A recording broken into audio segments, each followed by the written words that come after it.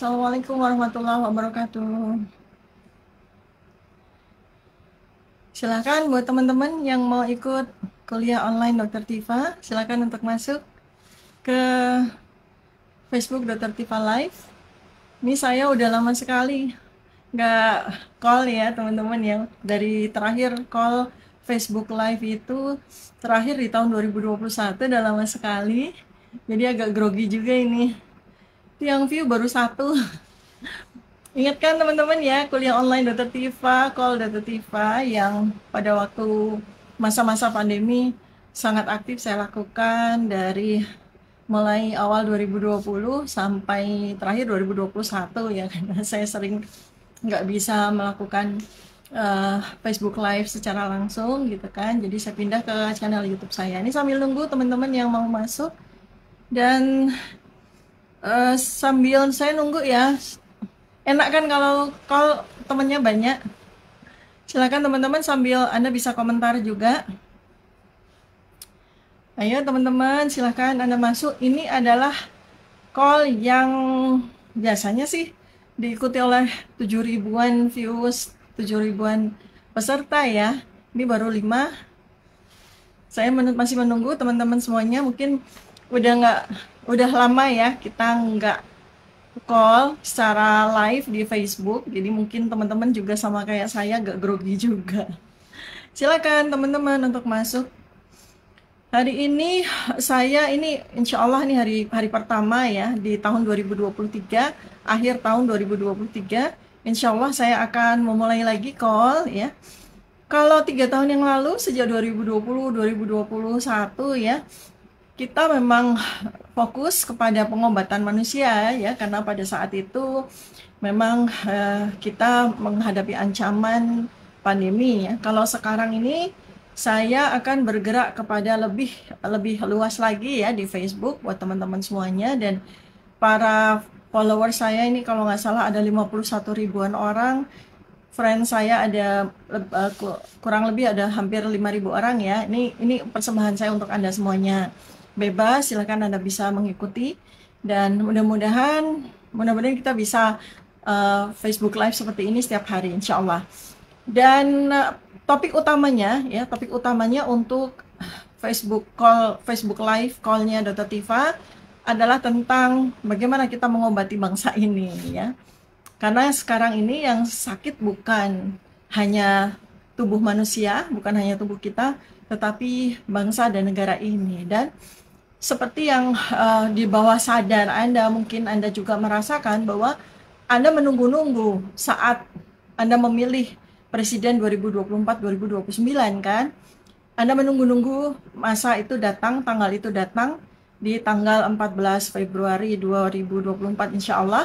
Pada waktu itu kita semua akan menggunakan hak sekaligus kewajiban kita sebagai warga negara Indonesia untuk memilih pemimpin kita yang akan memimpin kita insya Allah dalam 5 tahun sampai 2029. Kenapa kita semua merindukan dan ingin sekali tanggal itu segera hadir ya?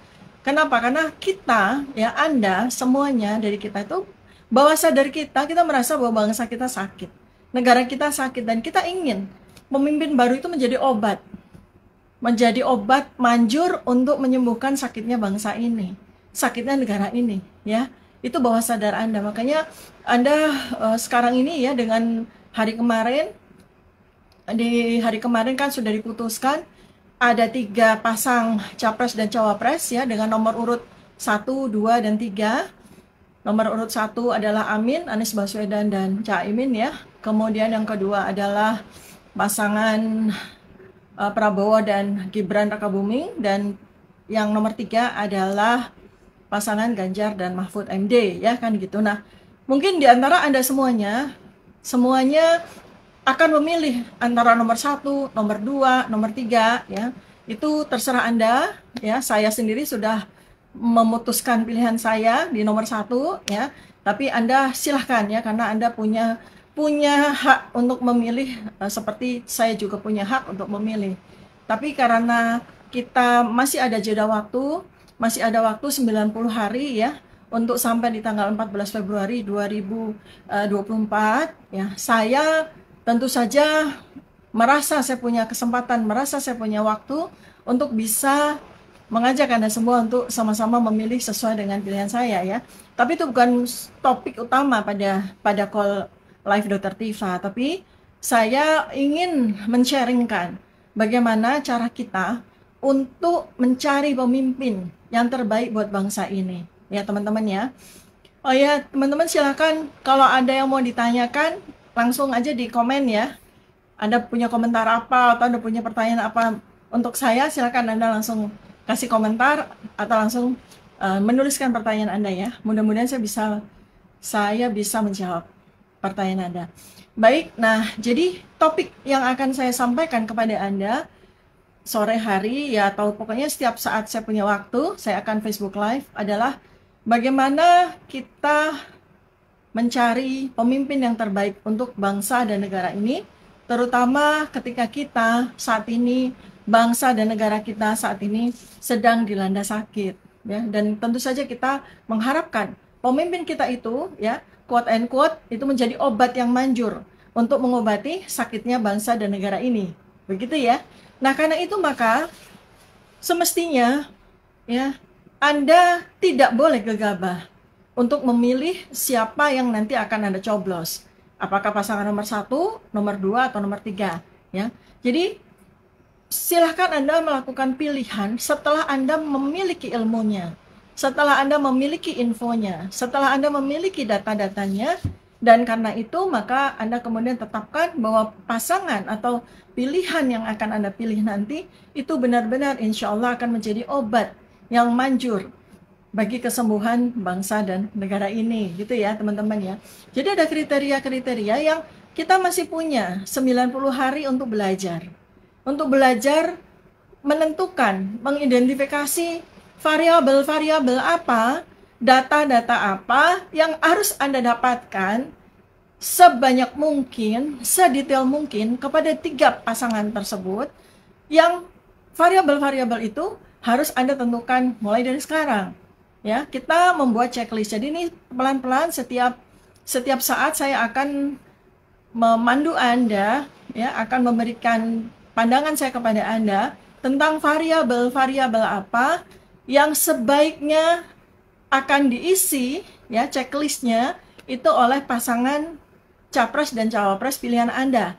Dan semakin banyak checklistnya itu terisi, maka itulah yang nanti insya Allah memenuhi kebutuhan kita akan pemimpin yang nanti akan memimpin bangsa dan negara ini selama 5 tahun ke depan sampai 2029, ketika pasangan tersebut paling banyak Anda isi checklistnya. Insya Allah mereka lah pemimpin yang terbaik dan insya Allah akan membantu kita, membantu bangsa dan negara ini untuk sembuh dari penyakit kronis selama puluhan tahun ini ya teman-teman. Jadi itu materi yang akan saya sampaikan kepada Anda semuanya. Mudah-mudahan nanti kita akan elaborasi terus sesuai dengan apa yang bisa Anda elaborate ya. Buat teman-teman dari RPSI, Relawan Pejuang Sehat Indonesia, AKRPLC, yang ribuan orang, dan buat teman-teman SDT, sahabat Dr. Tifa yang ratusan orang, ada pernah kita sampai 2.800 orang, mana nih? Karena peserta kuliah online-nya baru 14 orang nih, kayaknya kok sangat sedikit ya. Ayo teman-teman silakan masuk ke Facebook Live-nya Dr. Tifa ya, karena ini semua terbuka, jadi nggak ada orang yang kecuali saya blog ya, yang nggak bisa mengikuti kuliah online Dr. Tifa ya. Ini kita pemanasan dulu ya teman-teman ya. Ayo nih terutama buat teman-teman di RPSI dan SDT, saya mengharapkan Anda semua nih bisa hadir ya. Ini baru 13 orang. Oke teman-teman ya, jadi agenda saya hari ini akan menyampaikan kepada Anda mengenai bagaimana kita memilih kriteria sebagai pemimpin kita. Sebab kalau kita salah memilih nanti ya fatal akibatnya ya. Kita akan menunggu lagi 5 tahun lagi untuk mendapatkan kesembuhan untuk bangsa dan negara ini, dan itu means akan wasting time ya, dan kita akan kehilangan waktu yang sangat berharga yang bisa kita gunakan untuk bangsa dan negara ini bisa berjaya di kemudian hari ya teman-teman. Oke, jadi ada 3 kriteria besar yang seyogyanya kita jadikan sebagai patokan ya. Ada 3 3 kelompok kriteria yang bisa kita jadikan sebagai patokan siapa pemimpin yang layak untuk kita pilih ya. Oke. Nah, ini Bu Narulita Eli, halo Ambon, apa kabar?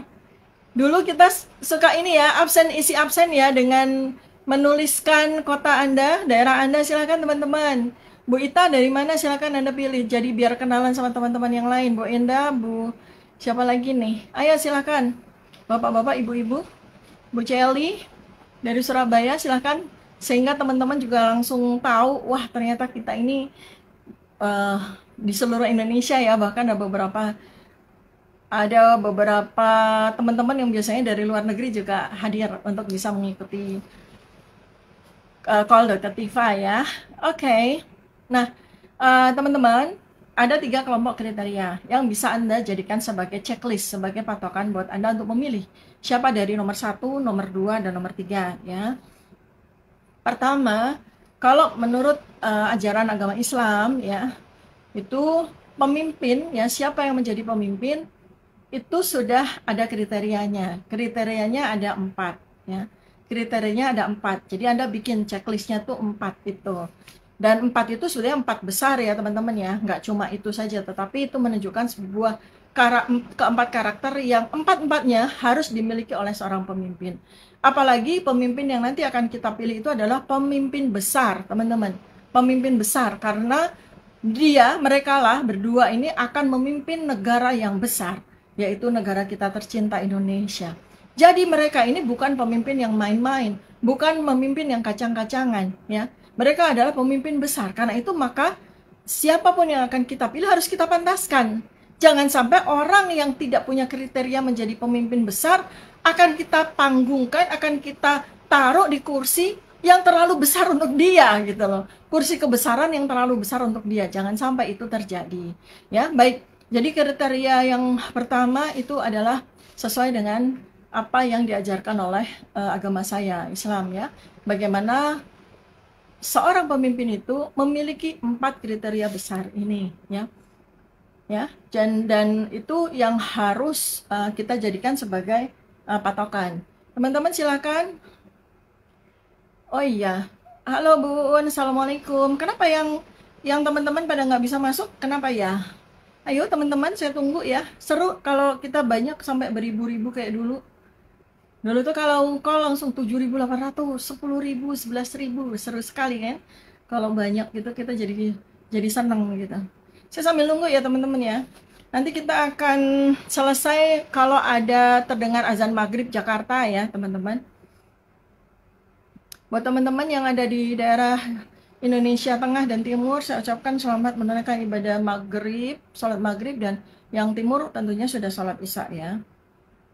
Ayo teman-teman silakan masuk.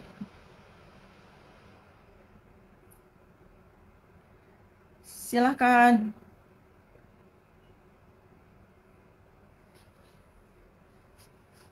Ya, oke. Anda siapkan catatannya ya teman-teman ya. Ya, alhamdulillah ini ada 27 peserta murid yang masuk kelasnya Dr. Tifa ya, kuliah online Dr. Tifa Call. Oke. Bisa kan ya Bu Ade ya? Assalamualaikum Pak Eko, Bu Ade, Bu Neneng, Bu Dini, silakan. Kriteria besar ya, kelompok nomor 1 kriterianya itu insya Allah Anda sudah paham sekali ya, bahwa pemimpin itu satu, dia memiliki sifat amanah. Amanah, dapat dipercaya ya, selaras antara apa yang dia sampaikan, apa yang dia katakan dengan apa yang dia lakukan. Ya, itu namanya amanah, dan dia bisa mengemban setiap kepercayaan yang diberikan kepada dia, tugas yang diberikan kepada dia, jabatan yang diberikan kepada dia, yang dia dapatkan dengan mengambil sumpah di atas kitab suci agama ya. Ini kita punya 3 pasang capres dan cawapres, semuanya muslim ya, artinya mereka nanti ketika akan dilantik akan disumpah dengan kitab suci Al-Quran. Itu nggak main-main ya, dunia akhirat ya teman-teman. Dan makanya kriteria pemimpin yang nomor 1 itu adalah kedua orang itu adalah amanah ya. Dan bagaimana kita bisa melihat apakah mereka memiliki sifat amanah? Ya kita harus lihat track recordnya teman-teman. Kita harus lihat track recordnya, rekam jejaknya bagaimana. setidak-tidaknya dari ke-6 orang tersebut ya, jadi kan pasangan 1, 2, 1, 2, 1, 2 ya, masing-masing dari mereka kan pasti punya rekam jejak, pasti punya track record. Nah, karena itu teman-teman, karena itu maka Anda sebaiknya ya, track record itu kan atau rekam jejak dari suatu seseorang gitu ya, menjalankan amanahnya dia itu kan, semakin banyak amanah yang dia emban selama perjalanan hidupnya, maka semakin banyak yang bisa kita jadikan sebagai penilaian. Tapi kalau rekam jejaknya itu cuma sebentar, nggak cukup ya, nggak cukup. Amanah yang diemban sebentar itu bisa memberikan penilaian yang cukup komprehensif ya. Jadi itu juga harus Anda jadikan sebagai patokan. Jangan sampai Anda membeli kucing dalam karung, karena kita tidak melihat rekam jejak seberapa amanahnya dia dalam dia mengemban amanahnya dia selama dia hidup dalam kehidupannya dia gitu ya. Misalnya ya, kalau kita lihat ya, masing-masing itu sebagian besar atau bahkan semuanya itu sudah pernah memiliki jabatan publik ya, jabatan publik dengan beragam jabatan ya. Misalnya pasangan nomor 1 ya, Pak Anies Baswedan ya, dengan Pak Muhaimin Iskandar ya. Beliau berdua pernah menjadi menteri ya. Kemudian Mas Anies, Pak Anies Baswedan pernah menjadi gubernur ya. Dan beragam prestasi, beragam rekam jejak bisa Anda search, bisa Anda lihat ya, dari track recordnya masing-masing kan teman-teman ya.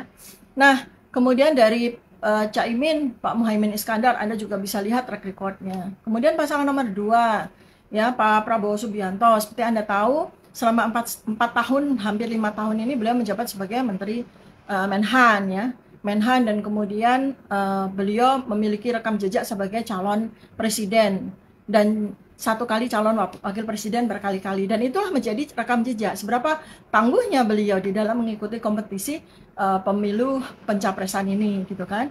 Lalu pasangannya beliau Gibran Rakabuming itu kan, 2 tahun menjabat sebagai wali kota, lalu sebelumnya dia adalah pedagang atau pengusaha lah gitu ya. Nah, Anda kan baru 2 tahun nih jadi pejabat, jadi wali kota, mungkin kita nggak bisa terlalu banyak melihat apakah cukup amanah nggak dia di dalam 2 tahun ya. Nah, kalau amanah ya mestinya seperti yang pernah dia katakan dulu ya, bahwa dia akan mengemban amanah sebagai wali kota Solo itu ya selama 5 tahun ya, seperti jabatan dari seorang wali kota kan gitu.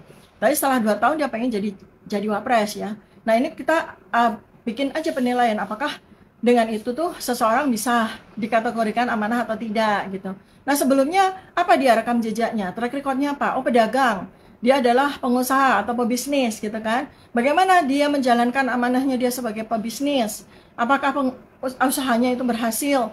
Apakah usahanya nggak berhasil? Ya, itu kita bisa lihat. Dan karena sekarang ini dunia itu penuh dengan keterbukaan informasi, itu nggak ada yang bisa ditutupi ya teman-teman. Silahkan Anda bisa melakukan penelitian secara personal dan mandiri, apakah orang-orang itu cukup amanah, memenuhi amanah sebagai seorang presiden dan sebagai seorang wakil presiden, yang sangat penting di negara besar yang luar biasa ini ya. Kemudian capres dan cawapres nomor 3 ya, itu Pak Ganjar Pranowo dengan Pak Mahfud MD ya. Nah, beliau pernah beberapa kali menjabat. Seperti Anda tahu, Pak Ganjar Pranowo itu mantan gubernur Jawa Tengah 2 kali. Nah, dari situ, dan beliau sebelum menjadi gubernur, beliau adalah anggota DPR ya. Jadi dari situ akan Anda bisa lihat track recordnya. Apakah beliau itu sewaktu menjalankan jabatannya, beliau itu cukup amanah. Amanah itu kan kriterianya juga masuk, apakah pernah disangka korupsi dan sebagainya kan ya. Itu harus Anda masukkan, dan Anda harus melakukan penelitian yang komprehensif dan sedetail mungkin ya teman-teman. Kemudian Pak Mahfud juga, bagaimana track recordnya, bagaimana rekam jejaknya. Itu dari sisi kriteria yang pertama ya teman-teman ya. Kriteria amanah, alhamdulillah ada 30 orang, lumayan. Menuju ke 7.000. Oke ya, baru dari sisi amanah. Waalaikumsalam, Bu Leli. Apa kabar Sumatera Utara? Sedang apa nih? Sedang sibuk apa Bu Leli? Alhamdulillah. Ayo ajak teman-teman, Bu Rika, Pak Sutana, Bu Nur Khatimah, Bu Rati. Udah kangen kan ikut call Facebook Live begini ya? Silakan teman-teman, mumpung masih ada waktu, silakan Anda ajak teman-teman yang lain atau keluarga Anda ya untuk bergabung. Itu dari sisi kriteria yang pertama, itu baru kriteria yang pertama ya. Apakah calon presiden dan calon wakil presiden yang Anda pilih itu orang yang memiliki, yang selama ini amanah nggak dia dengan apapun yang dia lakukan, dengan jabatan apapun yang pernah dia emban ya. Kemudian berikutnya yang kedua yaitu adalah jujur atau sidik ya, amanah kemudian sidik, jujur. Dia tuh jujur ya, tidak pernah bohong. Jujur itu bisa kita lihat dari sisi integritas dia ya, gampang ya. Orang jujur itu ya dia selalu selaras antara kata dia dengan perbuatannya dia.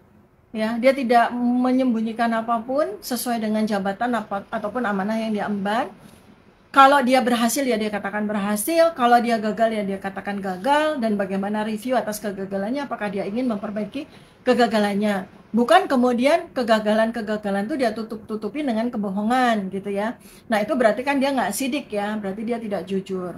Jadi ya jujur saja, misalnya kekayaan ya kan, kalau pejabat itu ada LHKPN ya teman-teman, seberapa jujur dia menuliskan kekayaannya dia gitu kan, itu kan sidik tuh. Kemudian seberapa jujur selama ini dia menjalankan semua yang di apa namanya diembannya ya, kejujuran. Jadi apa yang dia katakan itu selaras dengan apa yang dia lakukan.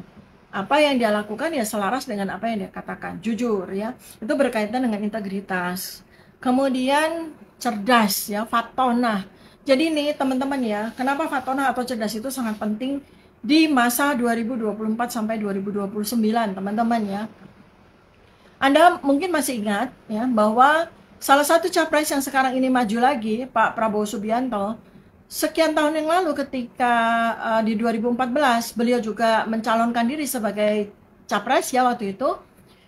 Waktu itu beliau itu apa namanya, kampanye beliau yang sampai dengan hari ini tuh masih terngiang-ngiang, masih sangat terngiang-ngiang bagi saya. Dan pada saat itu saya juga ikut melakukan penelitian juga terhadap data apa yang beliau miliki waktu itu ya. Jadi waktu itu di 2014 beliau ketika menjadi capres waktu itu dan kalah ya. Nah itu beliau kan kampanyenya itu selalu mengatakan bahwa Indonesia tuh bakal bubar di tahun 2030 ya. Berarti kan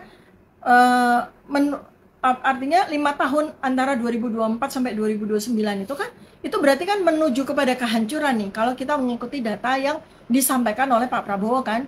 Beliau dengan berapi-api, dengan bersemangat itu mengatakan bahwa Indonesia itu tahun 2030 itu bakal bubar ya. Tidak ada lagi. Dari mana beliau mendapatkan data tersebut?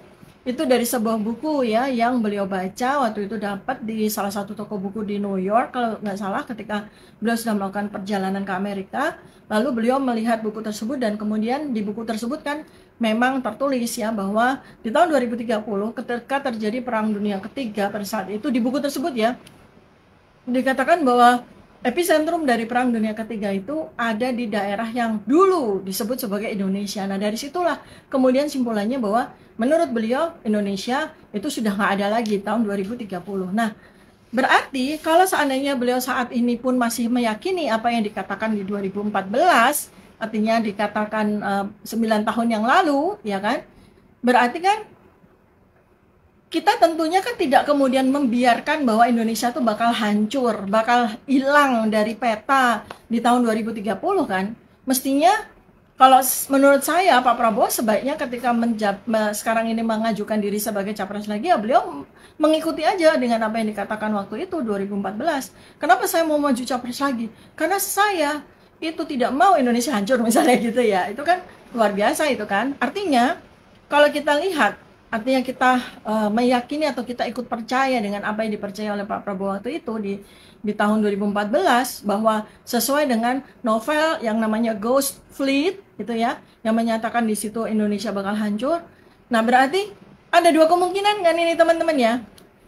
Kemungkinan yang pertama, kalau kita salah memilih presiden dan wakil presiden pada saat pemilu 2024 di bulan Februari, kita salah memilih, kita salah artinya kita akan memilih orang yang tidak capable ya, tidak sesuai dengan kriteria-kriteria yang kita tentukan sebagai seorang presiden dan wakil presiden. Berarti dia ya, orang-orang yang tidak kompeten itu akan menyumbang ya terjadinya ramalan yang tertulis di dalam buku Ghost Fleet yang dibaca Pak Prabowo di tahun 2014, gitu kan ya. Berarti kan para presiden dan wakil presiden itu akan berkontribusi secara positif, berkontribusi secara langsung untuk membuat negara Indonesia menjadi hancur. Nah, tentu saja kan kita tidak ingin itu terjadi. Artinya, kemungkinan yang kedua adalah ketika kita tahu bahwa ada ilmuwan atau peneliti yang kemudian dia menuliskan di dalam novelnya di Ghost Fleet, dia kemudian berdasarkan dari data-data yang mereka peroleh, berdasarkan dari penelitian yang mereka lakukan, ya.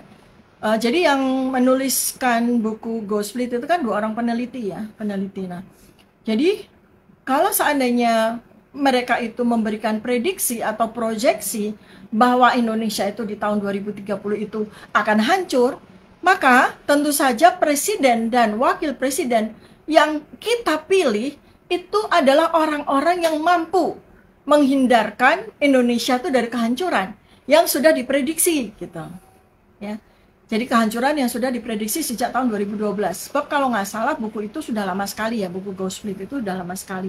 Jadi mengapa saya tekankan kepada Anda semua bahwa pemilihan siapa yang Anda pilih menjadi presiden dan wakil presiden itu amat sangat penting supaya mereka, ya, itu mampu untuk menghindarkan ramalan yang dituliskan di buku Ghost Fleet itu yang waktu itu dipercaya oleh Pak Prabowo. Mungkin pada saat itu beliau karena percaya dengan ramalan itu, maka beliau pengen jadi presiden, ya, untuk menyelamatkan. Saya nggak tahu karena udah nggak pernah lagi buku itu diungkit-ungkit lagi sama beliau. Nah, kalau saya ambil aja dari situ, ya, bagaimana kita bisa memastikan bahwa pemimpin kita, presiden dan wakil presiden yang kita pilih itu akan mampu untuk menghindarkan Indonesia dari kehancuran yang diramalkan di tahun 2030, kan itu.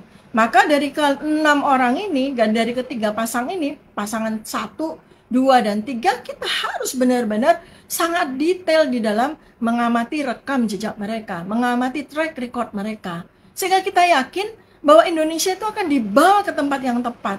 Akan dihindarkan, Indonesia ini bersama dengan mereka berdua akan dihindarkan dari kehancuran yang diramalkan. Ya.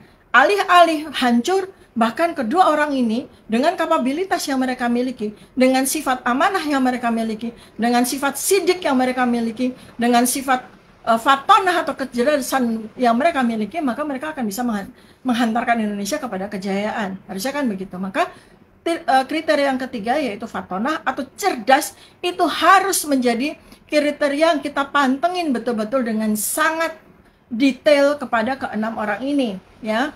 Nah, dari mana kita tahu mereka cerdas? Ya, pertama tentu saja dari apa yang mereka katakan. Kalau mereka pidato, itu bagaimana mereka bisa memberikan banyak sekali insight, pencerahan kepada kita, ilmu kepada kita yang akurat, ya. Kemudian informasi yang valid kepada kita, dan bukan asal menjawab atau asal bicara saja dalam setiap pidato di dalam berbagai kesempatan. Nah, saat ini adalah kesempatan bagi Anda untuk mantengin, ya, recordnya dari sekian lama, dari sekian tahun. Ke-6 orang ini kan sering pidato di beberapa kesempatan. Anda lihat aja, atau ketika mereka diwawancara, bagaimana mereka menjawab pertanyaan-pertanyaan dari para jurnalis ataupun dari wartawan. Bagaimana mereka bisa memberikan respon yang baik, karena itu menunjukkan kecerdasan mereka di dalam bagaimana mereka melakukan suatu jawaban yang taktis, informatif, ya, akurat, valid, seperti itu. Nah, Anda bisa lihat. Ayo sekarang kita semua silahkan untuk searching.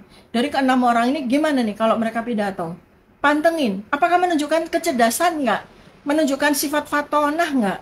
Ya. Kalau enggak, ya jangan Anda pilih dong. Karena kita butuh sekali presiden dan wakil presiden yang fatonah, yang sangat cerdas. Bukan sekedar cerdas, sangat cerdas. Ya, di luar itu, tentu saja kita kalau mau menguji kecerdasan seseorang ya dari track record pendidikan, gitu kan. Ya, walaupun ini tidak tidak bisa digeneralisasi, karena banyak juga orang tanpa pendidikan atau tanpa latar belakang sekolah yang memadai itu beliau bisa sangat cerdas. Contohnya salah satu wakil presiden kita, almarhum Pak Adam Malik, ya, itu beliau tidak punya ijazah sekolah yang seperti yang kita, bahkan Pak Harto sekalipun, ya, presiden kedua kita, Presiden Soeharto tuh nggak punya ijazah yang cukup, tapi beliau amat sangat cerdas ya, terbukti selama sekian puluh tahun memimpin ya, beberapa kali beliau menampilkan diri sebagai seorang pemimpin yang mumpuni kan gitu ya. Begitu juga dengan Pak Adem Ali ya. Nah, kalau sekarang ya tentu saja tidak relevan ya. Karena apa? Karena sekarang di abad 21 ya, salah satu indikator apakah seseorang itu fatona, seseorang itu cerdas ya dari track record pendidikan. Nah, jadi kita bisa lihat, karena sekarang kan bisa gampang sekali mau lihat Pak Anies tuh dulu TK-nya di mana, SD-nya, SMP, SMA, kuliahnya di mana, S1-nya di mana, S2-nya di mana, S3-nya di mana kan gitu ya. Sama seperti dengan capres dan cawapres yang lain. Nah, dari situ Anda bisa melihat secara objektif seberapa apa namanya tinggi kefatonahannya beliau ini atau kecerdasannya beliau ini ya. Dan yang kriteria yang keempat itu tablik, teman-teman. Tablik, karena pemimpin itu perlu sekali untuk punya sifat tablik. Tablik itu apa? Pandai bicara, pandai mengartikulasikan apa yang ada dalam pikirannya menjadi kalimat-kalimat dan narasi-narasi yang mudah dipahami oleh orang banyak ya. Jadi pandai sekali untuk menyampaikan ide-idenya, gagasan-gagasan besarnya ya, dan dia bisa menarasikannya itu sehingga orang yang mendengarkan itu akan mendapatkan harapan yang kuat ya, akan mendapatkan dukungan moral yang kuat ya. Jangan sampai kita mendapatkan pemimpin yang nggak mampu untuk meliterasikan atau menarasikan apa sih yang ada di kepalanya dia, apa yang dia pikirkan. Apalagi nih di abad 21 di mana 200 negara di seluruh dunia itu masing-masing memiliki pemimpin-pemimpin yang super cerdas. Masa iya di abad 21 kita membiarkan kita dipimpin oleh presiden dan wakil presiden yang nggak punya kecerdasan setara seperti yang dimiliki oleh pemimpin-pemimpin negara-negara yang lain ya. Jadi ini adalah kriteria yang pertama. Kelompok kriteria yang pertama adalah dari sisi agama, teman-teman. Itu kriteria yang benar-benar harus Anda pantengin ya, teman-teman ya. Benar-benar harus Anda pantengin dari keenam orang ini. Apakah mereka amanah, apakah mereka sidik, apakah mereka fatona, dan apakah mereka itu tablik, mampu untuk menyampaikan pendapatnya, menyampaikan jawaban-jawabannya itu dengan taktis, strategis, penuh dengan ilmu, penuh dengan informasi yang valid dan akurat, serta kredibel ya. Itu yang menjadi patokan untuk Anda bisa lihat dari keenam orang tersebut ya, teman-teman. Saya mau cek apakah sudah ada azan. Azan maghrib itu jam berapa sih? Mudah-mudahan nanti di kesempatan yang berikutnya Anda bisa bersama dengan saya untuk belajar ya. Ini teman-teman masih ada 11 menit sebelum azan maghrib itu terdengar ya, teman-teman. Nah, itu kelompok yang pertama, teman-teman ya. Kemudian kelompok yang berikutnya ya, sifat fundamental atau sifat yang mendasar dari seorang pemimpin itu apa sih? Ya, itu ada 3, teman-teman. Ya, ada 3. Jadi, seorang yang diharapkan mampu untuk menjadi pemimpin, apalagi pemimpin dari sebuah bangsa yang amat besar, yang amat luar biasa seperti Indonesia ini, ya, maka apa yang kita harapkan? Mereka itu memiliki integritas. Integritas itu kurang lebih mencakup 2 kriteria yang sebelumnya ya, teman-teman. Jadi antara amanah dengan jujur. Itulah integritas. Bagaimana sih orang itu memiliki integritas? Jadi dia tuh selalu menjalankan apa yang dia katakan, apa yang dia rencanakan, itu dia jalankan. Dan dia tidak akan mengatakan sesuatu yang nggak dia jalankan. Itulah integritas. Katakan apa yang kamu lakukan dan lakukan apa yang kamu katakan. Itulah integritas ya. Kemudian berikutnya itu adalah bertanggung jawab. Ya. Jadi Anda dari integritas ya, Anda bisa lihat ya, Anda bisa lihat ya, Anda bisa lihat dari semua calon pemimpin kita ini, Anda bisa lihat dari rekam jejak mereka, apakah mereka itu memiliki integritas yang cukup mumpuni ya sebagai seorang pemimpin. Kita bisa lihat sekali lagi dari rekam jejak. Itu makanya track record atau rekam jejak itu amat sangat penting. Jangan sampai Anda nggak mau tahu tentang itu ya. Nanti sekali lagi kita ini 276 juta rakyat Indonesia, itu kita sangat mengharapkan ya bahwa nanti kita akan memiliki pemimpin yang akan bisa mengantar kita kepada bagaimana kita bisa terhindar dari kehancuran loh teman-teman.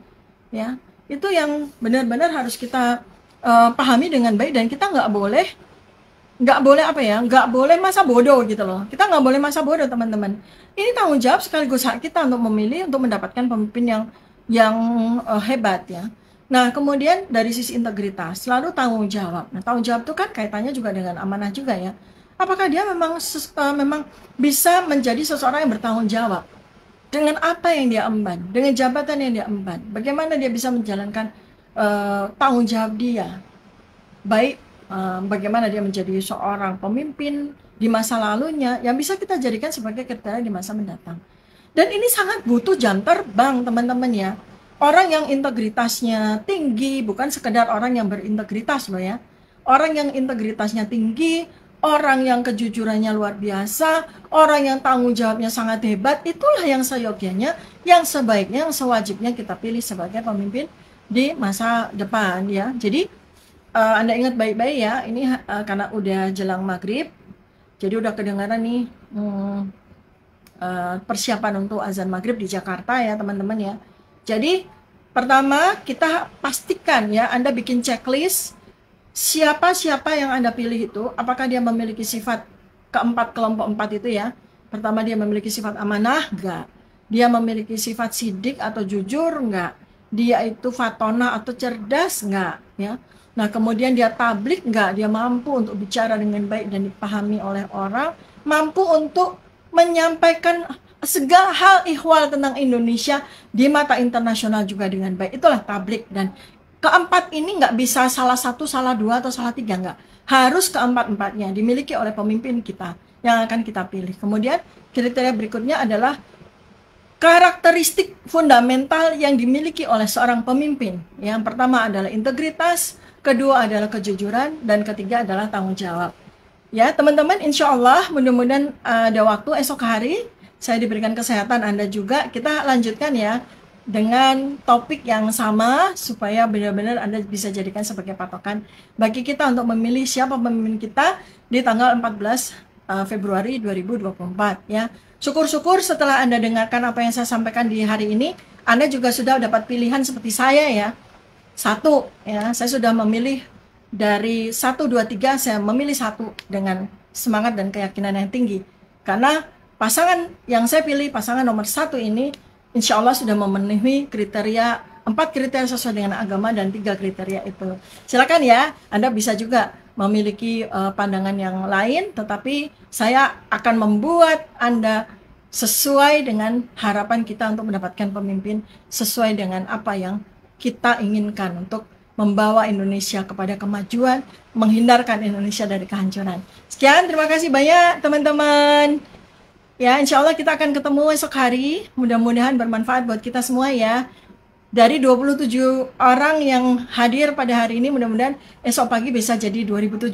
Syukur-syukur bisa jadi 27.000. Terima kasih. Mohon maaf kiranya bila ada salah kata dan sikap. Billahi taufik wal hidayah. Assalamualaikum warahmatullahi wabarakatuh. Sampai jumpa.